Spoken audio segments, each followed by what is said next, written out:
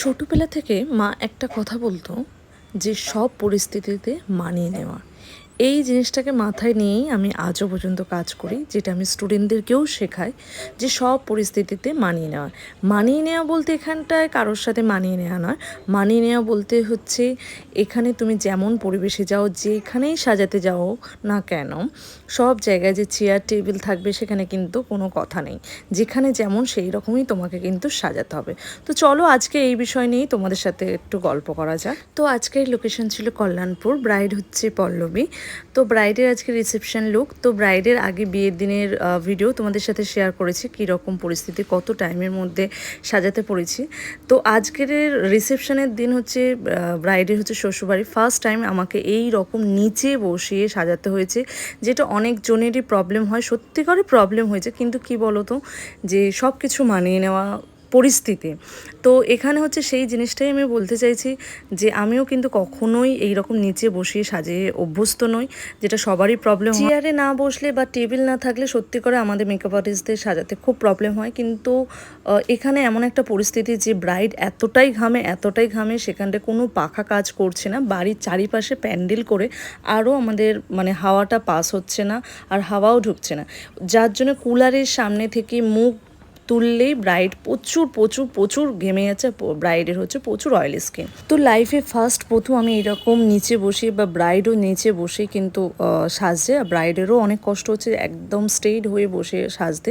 তো ব্রাইডও আমাদের সাথে কোঅপারেট করেছে। এই নয় যে ব্রাইড আগে থেকে কোনো কিছু রেডি করে রাখেনি, ব্রাইডও আগে থেকেই রেডি করে রেখেছিল।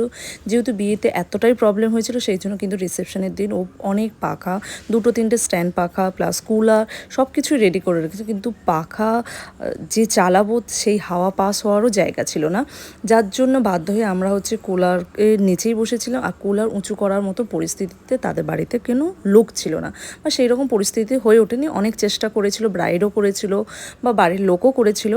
তো সেখানে তো আমরা ছেড়ে চলে আসতে পারি না, সেই জন্য ব্রাইড একান্তই বসেই বললো যে দিদি করতে হবে। আমিও বললাম যে চলো, কিছু করার নেই। তো সেই অবস্থাতেই ব্রাইডকে সাজালাম। তো আগের দিনের সাজটা তো তোমরা দেখেছো, এইবারের সাজটা একদম ব্রাইড যেহেতু খুব অয়েলি, যতটা পেরেছি কম প্রোডাক্ট ইউজের মাধ্যমে ব্রাইডকে সাজিয়েছে। বিভৎস গরম ছিল, বিভৎস, যেটা হচ্ছে 28শে এপ্রিল। এটা অনেক দিন আগেকারই ভিডিও, যেটা এখন পোস্ট করছি।